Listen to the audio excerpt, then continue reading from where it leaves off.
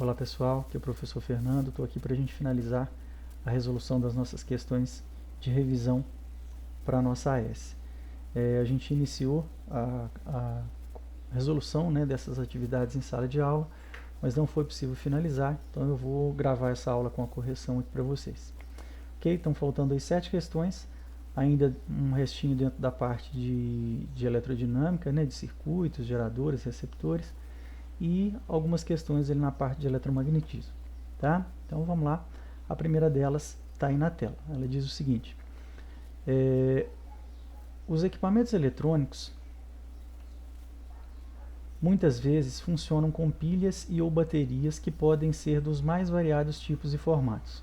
Além disso, podem ser utilizadas tais baterias associadas em série ou em paralelo. A gente falou sobre isso durante as nossas aulas, né?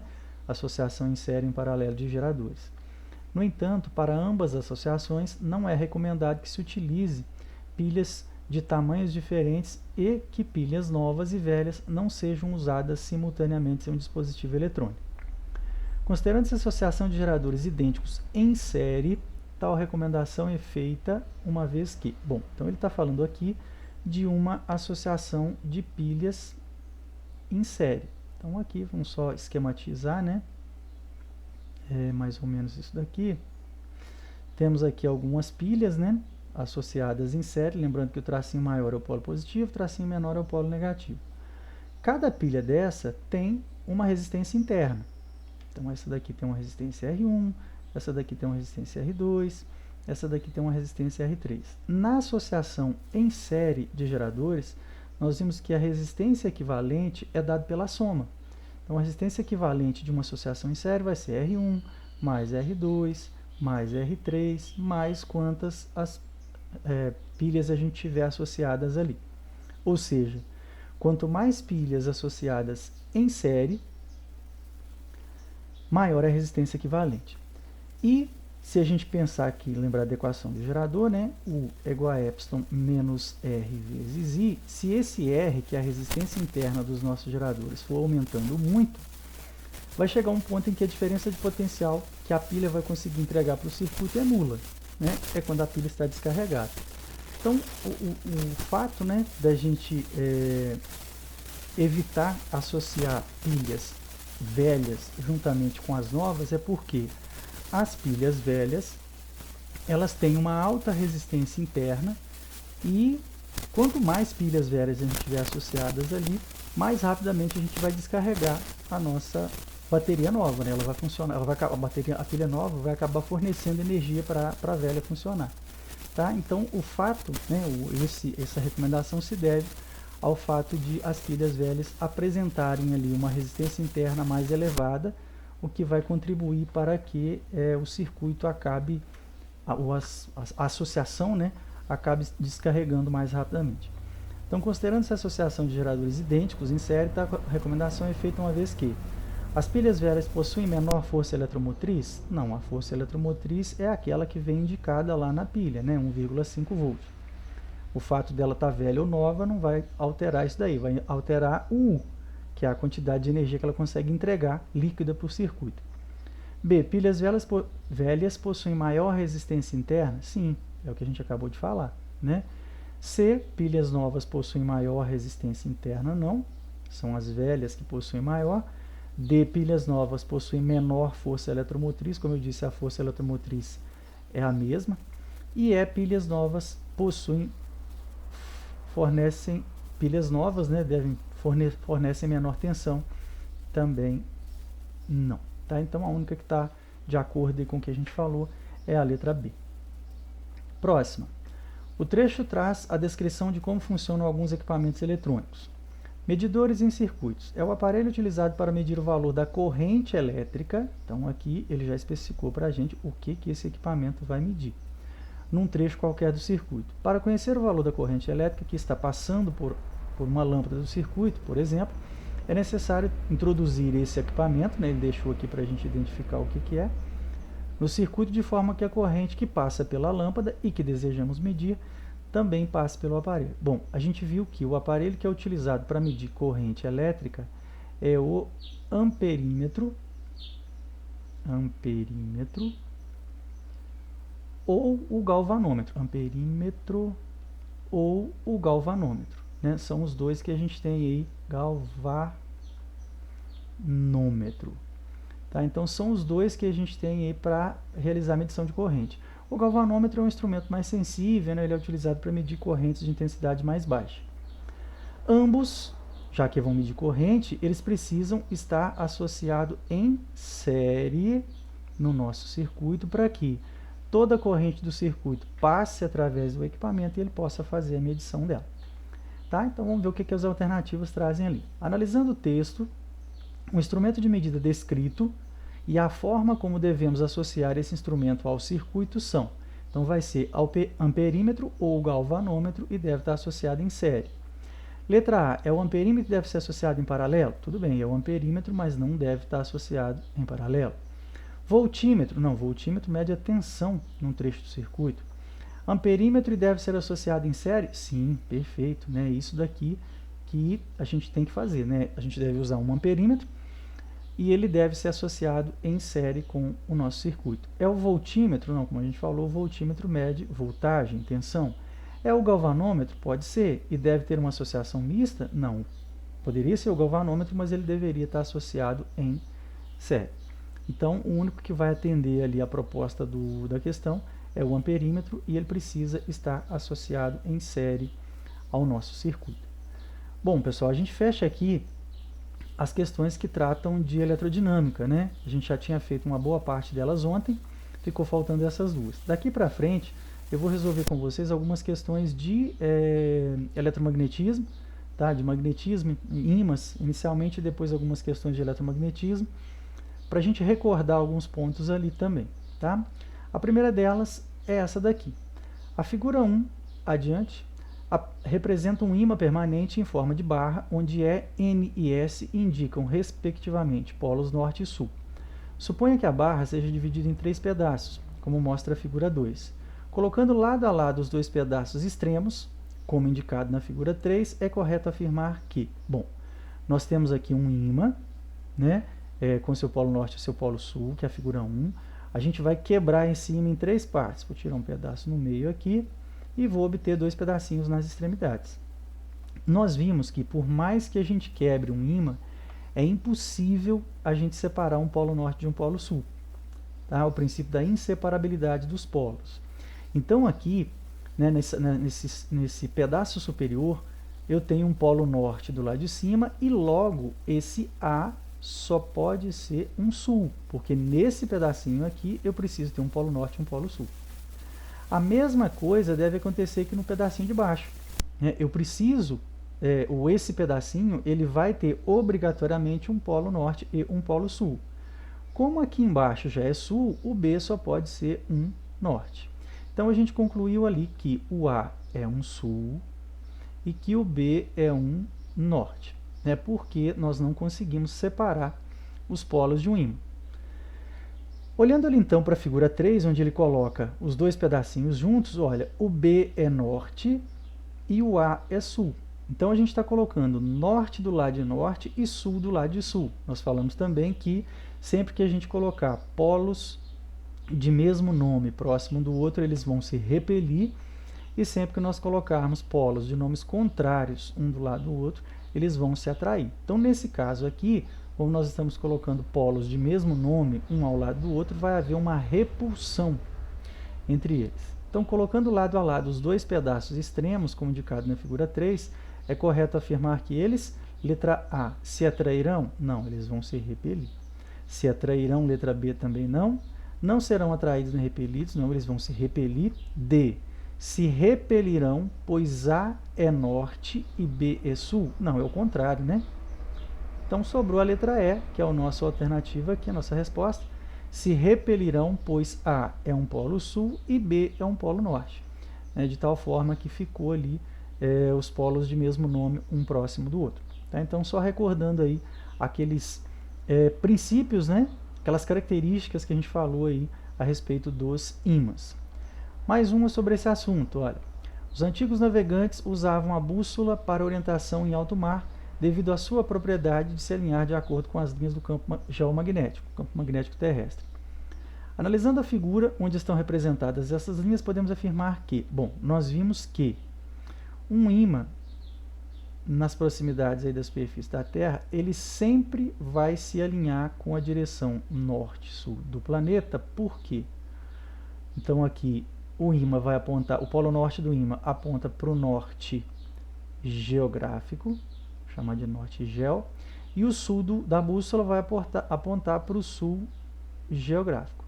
Isso acontece porque o nosso planeta também se comporta como um ímã gigantesco que tem seus polos magnéticos invertidos em relação aos polos geográficos. Então aqui no norte geográfico eu tenho um sul magnético e lá no sul geográfico eu tenho um norte magnético. Então os polos do nosso ímã Terra são invertidos em relação aos polos geográficos. Por isso que o norte da agulha é atraído pelo sul magnético do ímã Terra, o sul da agulha é atraído pelo norte magnético do nosso ímã Terra. Tá? Então vamos ver o que ele fala aqui. Letra A. O polo sul do ponteiro da bússola aponta para o norte geográfico? Não, o sul da bússola aponta para o sul geográfico. B. O polo norte do ponteiro da bússola aponta para o sul geográfico? Também não, o norte da bússola aponta para o norte geográfico. C. O polo sul do ponteiro da bússola aponta para o sul geográfico, ok. Porque o sul geográfico corresponde ao sul magnético? Não, o sul geográfico corresponde ao norte magnético. Então a parte final está errada. D. O polo norte do ponteiro da bússola aponta para o sul geográfico? Não, o norte da bússola aponta para o norte geográfico. Então sobrou a letra E, né? O sul do ponteiro da bússola aponta para o sul geográfico, porque o norte geográfico corresponde a um sul magnético. Perfeito, é o que está acontecendo ali, como a gente fez ali no nosso esquema. Tá? Então guardem isso daí também. Entrando aqui agora na parte de campos magnéticos produzidos por correntes, né? No caso aqui de uma espira circular. Uma espira circular de raio 2 centímetros, que corresponde a 0,02 metro, de raio é percorrido por uma corrente de 8 amperes. Então está aqui a intensidade da corrente que está percorrendo a nossa espira. Aí ele dá o valor do μ0, tá? Está até cortado um pedacinho ali, mas é 4π vezes 10 a menos 7 Tesla vezes metro por ampere. E ele quer saber o campo magnético no centro da espira é perpendicular ao plano da página e orientado para... Bom, primeiro vamos achar então o sentido. Para achar o sentido desse campo, a gente vai usar a regra da mão direita. Está aqui a corrente I, então nós vamos usar aí o polegar apontando no sentido dessa corrente, tá? Então aqui ficaria algo mais ou menos assim. Vou tentar reproduzir aqui o polegar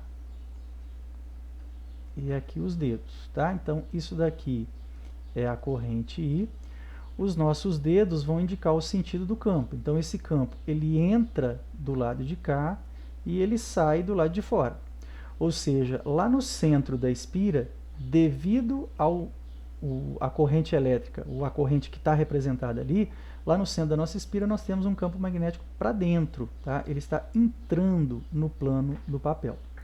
Então o vetor campo magnético no centro da espira é perpendicular ao plano da figura e orientado para dentro, tá? Então a gente já sabe que ele está entrando, né? Usando a regrinha da mão direita, como eu tentei esquematizar aqui, né? O desenho não ficou muito bom, mas dá para a gente ter uma noção ali.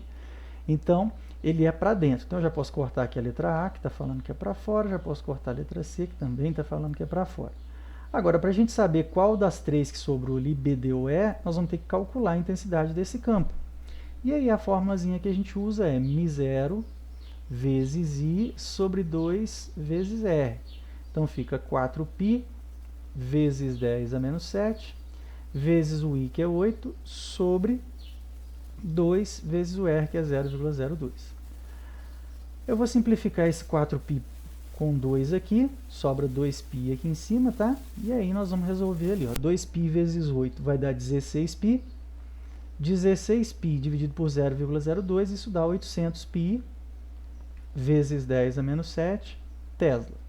Como não tem 800π ali, eu vou pegar a minha vírgula e vou andar com ela duas casinhas aqui para frente. Então, isso vai dar 8π vezes 10 a menos 7 Tesla. Então, a gente já sabe que é um campo de entrada, um campo para dentro, e que vale 8π vezes... Opa, menos 7 não, perdão, gente.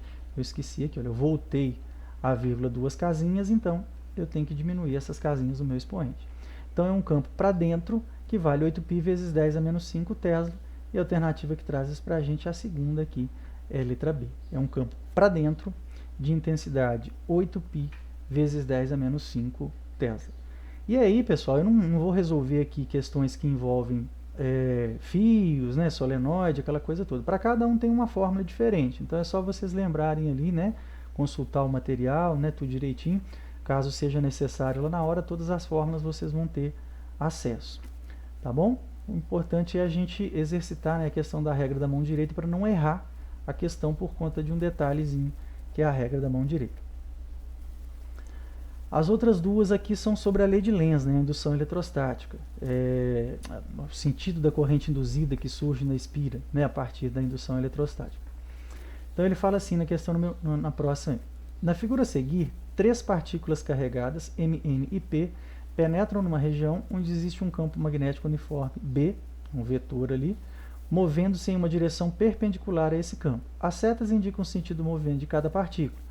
A respeito das cargas das partículas, pode-se afirmar que, primeiro, a gente pode observar que o nosso campo magnético ele está entrando no plano do papel, tá? E nós temos 3 partículas aqui, M, N e P. M e N se movendo para a direita e P se movendo para a esquerda. Eu vou tentar fazer um esqueminha aqui de novo, pessoal, para a gente tentar enxergar a regra da mão direita, porque é a partir dela que a gente vai identificar aí a carga dessas partículas. Olha. Então, eu vou colocar aqui primeiro o sentido da velocidade de M e N. Então, eu vou ter aqui o polegar, que vai indicar a velocidade, e os dedos, que vão indicar o campo. Certo? Então, está aqui. Olha. Nós temos aqui a velocidade de M e N, tá? Que é para a direita, e o campo magnético que vai estar entrando no plano do papel. Bom, nós vimos aí que quando a gente usa a regra da mão direita, faltou um dedo aqui, né, pessoal? Mas é só para ilustrar ali. Nós vimos aqui que quando a gente usa a regra da mão direita, a palma da mão empurra a carga positiva e o dorso da mão empurra a carga negativa, a regra do tapa que a gente falou, né? Usando essa configuração que a gente fez aqui, né, velocidade para a direita e o campo entrando, essa parte de cima que a gente está enxergando aqui é a palma da nossa mão. Então, a palma da nossa mão ela está empurrando a partícula N para cima, está surgindo uma força magnética sobre ela, empurrando ela para cima, fazendo com que ela se mova para cima. Então, essa N é uma carga positiva. E a gente pode observar que a partícula M está recebendo uma força magnética para baixo. Ela está se movendo para baixo. Então, usando ali, né, aquela regrinha que a gente montou ali, essa partícula M ela está sendo empurrada pelo dorso da mão, pelas costas da mão. Então, essa partícula M ela tem uma carga negativa. Tá? Então, identificamos aí o sentido da força magnética que age sobre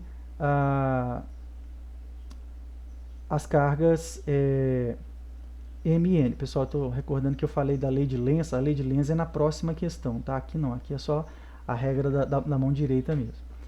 Vamos agora fazer o esqueminha que representa a partícula P. Olha só, a partícula P ela se move para a esquerda, então está aqui o polegar, e o campo continua para dentro. Né? Então está aqui um esquema que representa... Nossa Senhora, deixa eu dar uma melhorada nisso aqui.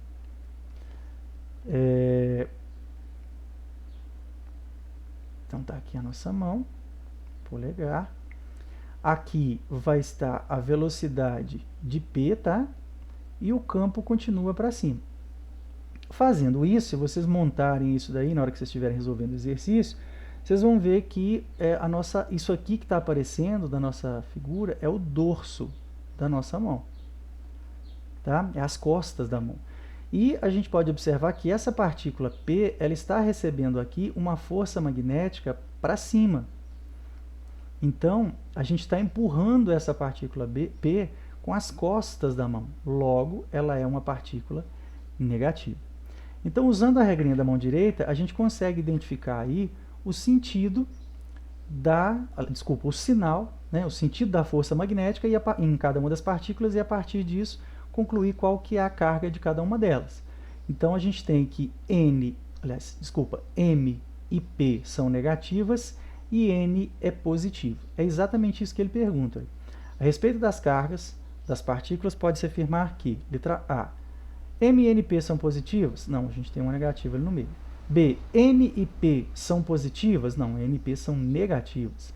C, somente M é positiva? Também não. D, somente N é positiva? Sim, é a única, as outras duas são negativas. E E, somente P é positiva? Também não. Tá? Então a única que está correta aí é a letra D. E a última, agora sim, uma questão de lei de Lenz, tá? Eu fiz confusão com a ordem ali, essa daqui que trata de lei de Lenz, da corrente induzida. O polo norte de um ímã se aproxima de uma espira circular conforme a ilustração a seguir. Então a gente tem aqui um ímã, o norte se aproximando e a espira está fixa aqui. Lembrando do que a gente falou na lei de Lenz, toda vez que a gente tem um ímã se aproximando de uma espira, ou seja, aumentando o fluxo através dessa espira, vai aparecer uma corrente induzida na espira, porque a gente viu que toda vez que tiver variação de fluxo dentro de uma espira, aparece a corrente induzida. Então aqui vai aparecer uma corrente induzida e nesse caso, como há um aumento do fluxo, a corrente induzida cria um campo que se opõe a esse aumento. Ou seja, se esse ímã está se aproximando com o polo norte da espira, a corrente induzida ela vai criar aqui do lado de cima um polo norte também, para se opor, né, porque a gente vai ter as linhas de saída aqui, olha, né, elas saem do polo norte, como a gente falou. Então a gente vai ter umas linhas saindo desse lado de cima da espira para se opor àquele fluxo de magnético que o ímã está provocando. Só que para isso acontecer, para a gente ter esse campo de saída do lado de cima, a nossa corrente, porque a gente vai ter que ter o seguinte, olha, eu vou tentar reproduzir aqui de novo, olha, eu vou ter que ter o polegar, que vai indicar a corrente, e aqui os dedos, né? Então, seria algo mais ou menos assim, olha, a corrente para lá, e os dedos vão estar entrando do lado de baixo da espira e saindo lá no centro dela. Tá? Então, entra aqui de fora, do lado de baixo, e sai do lado de cima. Para isso, então, a corrente vai ter que estar percorrendo essa espira no sentido anti-horário. Se a gente fizer a regrinha virada, ou seja, se eu virar o polegar aqui para a esquerda, a gente vai observar que o campo entra lá dentro, no centro dela. Não pode acontecer, a gente falou ali que tem que sair. Então a corrente precisa estar no sentido anti-horário para criar um campo que se oponha ao campo do ímã. Então, considerando apenas as interações de caráter eletromagnético entre o ímã e a espira, é correto afirmar que haverá atração entre eles? Não, porque se vai criar um norte aqui na espira e o ímã também está se aproximando com o norte, vai gerar uma repulsão, né? Não é atração. Vai gerar uma repulsão entre eles, ok? Será gerada uma corrente induzida no sentido horário? Não. Tá? Vai gerar no sentido anti-horário. Está errado aqui também. Haverá atração? Também não, já está errado. Haverá repulsão entre eles, ok? Será gerada uma corrente induzida no sentido anti-horário para um observador que esteja acima do plano da espira? Certinho, é a análise que a gente fez aqui agora, né? E letra E, atração? Também não. Tá? Então vai ser uma repulsão e a corrente precisa estar no sentido anti-horário. Bom, pessoal, eram esses os exercícios que ficaram faltando aí da gente corrigir em sala de aula para nós finalizarmos a nossa revisão. Espero que ajude, tá? Qualquer dúvida que vocês tiverem, às ordens aqui é só chamar. Um abraço a todos, até a próxima.